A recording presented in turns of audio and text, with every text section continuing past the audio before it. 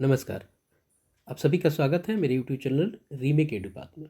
BPSC TRE 2 के लिए notification और विज्ञापन जारी कर दिया है और जल्दी ही परीक्षा निर्धारित समय पे की जाएगी।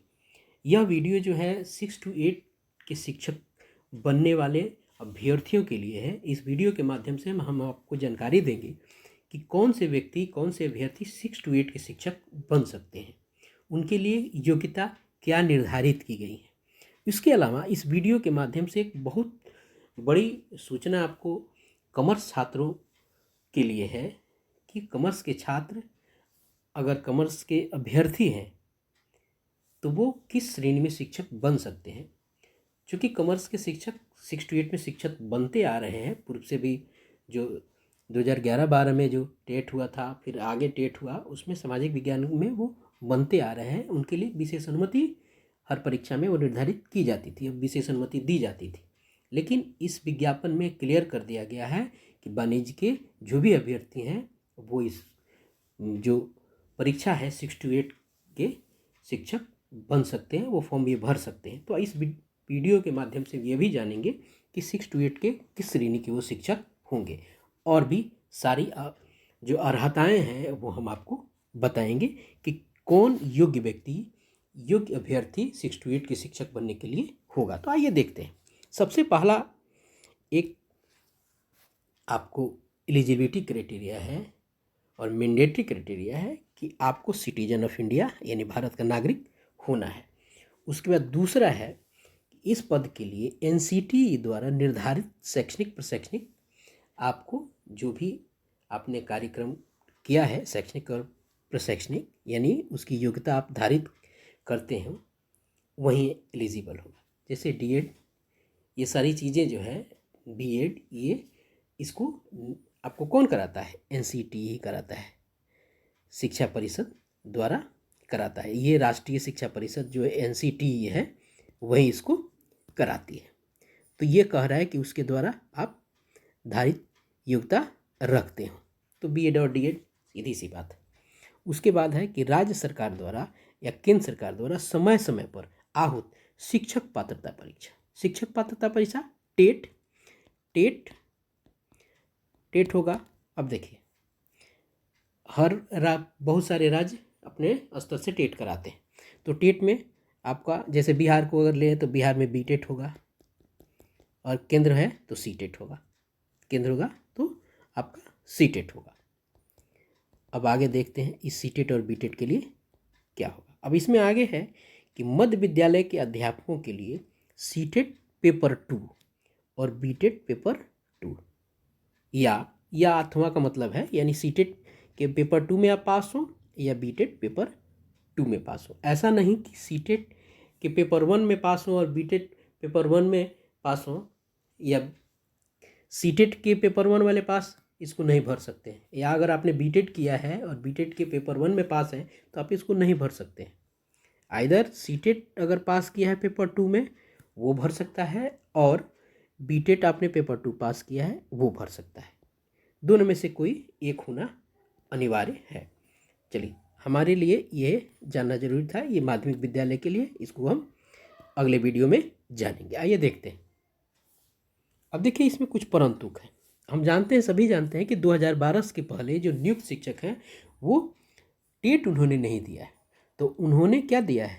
उन्होंने दक्षता परीक्षा दिया है। तो दक्षता परीक्षा जो उत्तीर्ण होंगे, शिक्षक पात्रता परीक्षा इस वो में उत्तीर्णता अनिवार्य नहीं होगी। जो लोग दक्षता परीक्षा दिए होंगे उनको टेट की जरूरत नहीं होगी। यानी यहाँ देखिए सबसे बड़ी बात है कि दक्षता को इन्होंने टेट के इक्विवेलेंट कर दिया, दक्षता को इन्होंने टेट के इक्विवेलेंट कर दिया। और टेट के किसके?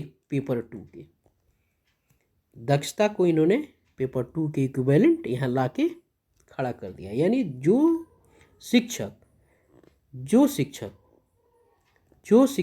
आपको दक्षता परीक्षा पास है वो इसको भर सकता है। यहाँ एक क्लियर बात यह चीज़ है, यह ध्यान देने की जरूरत है। आगे है शिक्षा विभाग के 582 दिनांक 17/6/2023 के आलोक में स्पष्ट किया जाता है कि सीटेट अभ्यर्थियों के लिए बीटेट 2017 के लिए लागू प्रावधान सामान्य कोटि के अभ्यर्थियों को न्यूनतम 60%, यानी जो भी सीटेट और बीटेट है तो उसमें न्यूनतम 60% किसके लिए, सामान्य कोटि वालों के लिए। भाई साहब होता क्या है ना, सीटेट और कुछ कम पे ही किसी को पास करा देता है, बीटेट किसी कम को कोई पास करा देता है। तो यहाँ ये बात इन्होंने क्लियर कहा है कि अगर 60% आप सीटेट में, कुछ चीज़ें इधर उधर होती हैं, कुछ मार्क्स का परसेंटेज, तो अगर यहाँ उसने क्लियर कहा है कि सीटेट में अगर समान विद्यार्थी है, कोई सामान्य अभ्यर्थी, और उसने 60% अंक प्राप्त किया तो एलिजिबल होगा इसके लिए। पिछड़ा वर्ग, अति पिछड़ा वर्ग एवं सामान्य कोटि की महिला उम्मीदवारों को 55% अंक आपको उसमें चाहिए। यही आके मामला फंस जाता है आपका महिला पे। तो अगर कोई सामान्य कोटि की महिला भी है और सीटेट में उसने 55% अंक प्राप्त किया है तो वो इसको भर सकता है। इसी बेसिकली यहीं पे आके मामला कभी कभी अटक जाता है, इसीलिए इन्होंने यहाँ इसको क्लियर किया है। और अनुसूचित जाति, अनुसूचित जनजाति या निःशक्त कोटि के उम्मीदवार को 50% अंक के आधार पर उत्तीर्णता मानी जाएगी। क्योंकि सीटेट अपना कुछ क्वालिफाइंग मार्क्स रखता है, तो यहाँ यह कहा गया है कि अगर आप सीटेट में अगर 60% लाते हैं और आप सामान्य श्रेणी में हैं तो आप भर सकते हैं। अगर आप पिछड़ा वर्ग, अति पिछड़ा वर्ग से आते हैं और सामान्य कोटि की महिला भी हैं, अगर आपने 55% अंक प्राप्त किया है तो आप भर सकते हैं। भले आप वो सीटेट वाला कहा है कि आप डिस्क्वालीफाई हैं, लेकिन आपने 55% अंक वहाँ पास किए, प्राप्त किया है तो आप इसको भर सकते हैं। अनुसूचित जाति और अनुसूचित जनजाति में अगर आपने 50% अंक प्राप्त किया है और इस कोटि से आते हैं तो आप इसको भर सकते हैं, उसको यहाँ उत्तीर्ण माना जाएगा। यही बात है। आगे है, विद्यालय अध्यापक पद पर नियुक्ति हेतु राष्ट्रीय अध्यापक शिक्षा परिषद द्वारा समय पर निर्धारित शैक्षणिक एवं प्रशैक्षणिक योग्यता धारित करता हो। जैसे हमने ऊपर कहा, आपने वो ट्रेनिंग वाली बात है, डीएड और डीएलएड और आपको बीएड की बात, डीएड और ये जो दोनों है ना, ये एनसीटी के माध्यम से ही की जाती है। आगे देखते हैं कि एवं विशेष अध्यापक परीक्षा के लिए अर्हता भारतीय पुनर्वास परिषद के अनुरूप अनुमान्य होगा, जो संप्रति निम्नवत है। उसके आगे देखेंगे इसको। अब देखिए, विद्यालय अध्यापक के स्नातक कोटि के लिए मध्य विद्यालय में स्नातक कोटि 6 to 8 के विद्यालय अध्यापक की विषयवार निम्न पद होंगे। क्या होता है, एक विज्ञान और एक गणित का अध्यापक होता है, एक सामाजिक विज्ञान का अध्यापक होता है, एक भाषा का अध्यापक होता है। ये 3 अध्यापक बहाल किए जाते हैं 6 to 8 में, और इसको अब आगे देखते हैं। अब देखिए, नियुक्ति होती हेतु न्यूनतम शैक्षणिक एवं प्रशैक्षणिक अर्हता निम्नवत होगी। अब शैक्षणिक और प्रशैक्षणिक की बात आ गई। अगर ये लोग, अगर आपने भारत का नागरिक, आप भारत के नागरिक हैं, अगर आप सीटेट हो या बीटेट हो, उसके दोनों दूसरे पेपर में क्वालिफाइंग हो, आपने जो मार्क्स ऊपर निर्धारित किया वो प्राप्त किया है, उसके अलावा अगर इन चीज़ों को, अगर आपके पास ये क्वालिफाइड नहीं है तो नहीं हो सकेंगे, वो 3 से कुछ नहीं होगा, इसको भी उसके साथ होना चाहिए। वो क्या है, स्नातक विश्वविद्यालय अनुदान आयोग यूजीसी से मान्यता प्राप्त विश्वविद्यालय से प्राप्त डिग्री और प्रारंभिक शिक्षा में द्वितीय वर्षीय डिप्लोमा। प्रारंभिक शिक्षा क्या है, वही है ये आपको DLED, diploma in elementary education. ठीक है, एलिमेंट्री एजुकेशन की बात हो रही है। या अगर ये नहीं हो तो आपको दूसरा वाला देखना पड़ेगा, में कम से कम 50% अंक के साथ स्नातक या स्नातकोत्तर तथा बीएड। क्लियर है। अथवा अगर यह नहीं हो तो तीसरा वाला, न्यूनतम 45% अंक के साथ स्नातक एवं शिक्षा शास्त्र में 1 वर्षीय स्नातक बीएड, जो इस संबंध में समय समय पर जारी किए गए राष्ट्रीय अध्यापक शिक्षा परिषद मान्यता मानदंड एवं क्रियाविधि विनियमों के अनुसार प्राप्त किया गया। या न्यूनतम 50% अंक के साथ उच्चतर माध्यमिक या उसके समकक्ष तथा 4 वर्षीय प्रारंभिक शिक्षा शास्त्र में स्नातक BLED। अगर आप उच्चतर माध्यमिक +2 हैं और ये 4 वर्षीय प्रारंभिक शिक्षा शास्त्र में BLED किया है, वो भी मान्य यहाँ होगा। या न्यूनतम 50% अंकों के साथ उच्चतर माध्यमिक उसके या उसके समकक्ष और उसके साथ 4 वर्षीय BSc या BEd या BSc अगर यह है तो वो मान होगा। ये इंटीग्रेटेड कोर्स है, अभी आए हैं कुछ दिन पहले। अगर आप हाई स्कूल हैं, +2 हैं और उसके साथ ये इंटीग्रेटेड कोर्स किए हैं, वो भी मान्य होगा। अथवा न्यूनतम 50% अंकों के साथ स्नातक तथा 1 वर्षीय BEd विशेष शिक्षा वाले भी इसको कर सकते हैं। या न्यूनतम 55% अंक के साथ अथवा उसके समकक्ष ग्रेड के साथ स्नातकोत्तर और 3 वर्षीय एकीकृत BEd MAd, ये लोग भी इसको भर सकते हैं। क्लियर है? ये आपको शैक्षणिक और प्रशैक्षणिक योग्यताएं हो गई। आइए आगे देखते हैं आगे क्या चीज़ है इसमें। अब देखिए परंतु है इसमें। अब परंतु कंडीशंस क्या हैं ये देखिए।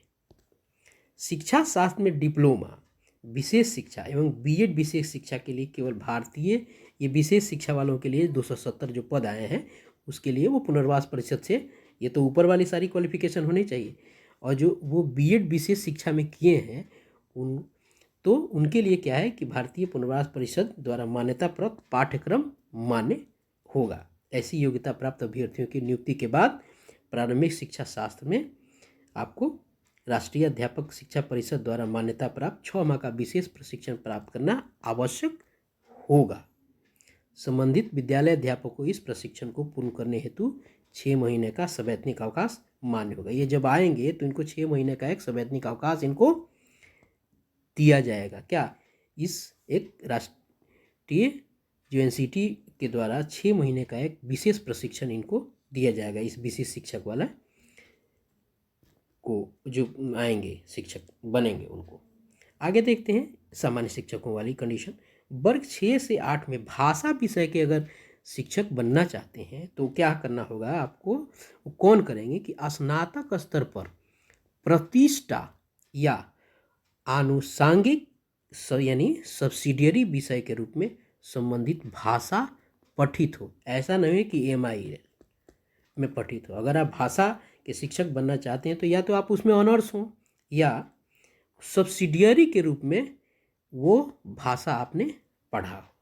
MIL वाला नहीं है, यानी क्लियर वो कह रहा है कि सब्सिडियरी की बात वो कह रहा है। ठीक है। दूसरा 6 से 8 में सामाजिक विज्ञान की बात हो रही है इसमें। तो सामाजिक विज्ञान के विषय में विद्यालय अध्यापक के लिए स्नातक स्तर पर इतिहास, भूगोल, राजनीतिक शास्त्र, दर्शन शास्त्र, अर्थशास्त्र, वाणिज्य, मनोविज्ञान, समाजशास्त्र, गृह विज्ञान में कोई 2 विषय स्नातक स्तर पर पठित है। यही बात आपको वाणिज्य यहाँ क्लियर इन्होंने कॉमर्स को कर दिया है। तो कॉमर्स के साथ वो अर्थशास्त्र पढ़ते ही पढ़ते हैं। उसके बाद जो इतिहास, भूगोल जो लोग दोनों साथ पढ़ता है, राजनीतिक शास्त्र, दर्शन शास्त्र अगर साथ पढ़ता है तो वो लोग इसके लिए एलिजिबल हो जाएंगे। तो यही कॉमर्स के लिए ये बातें यहाँ क्लियर हो गई इनके माध्यम से कि वो कॉमर्स वाले 68 में और किस श्रेणी में होंगे? सामाजिक विज्ञान वाले श्रेणी के शिक्षक वो कहलाएंगे। और सामाजिक विज्ञान के लिए यही एलिजिबिलिटी है कि कोई 2 विषय स्नातक स्तर पर पठित हो। क्लियर है? उसके बाद बचता है तीसरा कौन? विज्ञान। वर्ग 6 से 8 के गणित या विज्ञान विषय के लिए स्नातक स्तर पर गणित, भौतिकी, रसायन, जीव विज्ञान में से कोई 2 विषय पठित हो। अगर इनमें से आपने अपने स्नातक स्तर पर इन जो विषय 4 जो हैं इनमें से अगर आपने कोई 2 विषय पढ़ा है, आप विज्ञान विषय के अभ्यर्थी हो सकते हैं और आप आवेदन कर सकते हैं। तो यही प्रमुख बातें हैं आपको शिक्षक बनने की।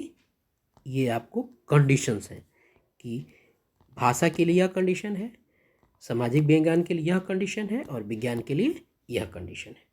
आशा है आपको इससे सारी कन्फ्यूजन दूर हुई होगी। उसके बाद इसमें कुछ और देख लेते हैं। इसमें कंडीशन है। कंडीशन क्या है कि 6 to 8 के लिए विद्यालय अध्यापक पद पर नियुक्ति हेतु शैक्षणिक और प्रशैक्षणिक योग्यता में अनुसूचित जाति, अनुसूचित जनजाति, अत्यंत पिछड़ा वर्गीय, दिव्यांग अभ्यर्थी को न्यूनतम निर्धारित मांग पे 5% की आपको छूट मिलेगी। वो छूट आपको जो आपको निर्धारित जो अंक है जो आएगा निर्धारित, अब जो कट ऑफ वाला मामला होगा वहाँ उनको 5% इन लोगों को आपको छूट की बात ये कही गई है।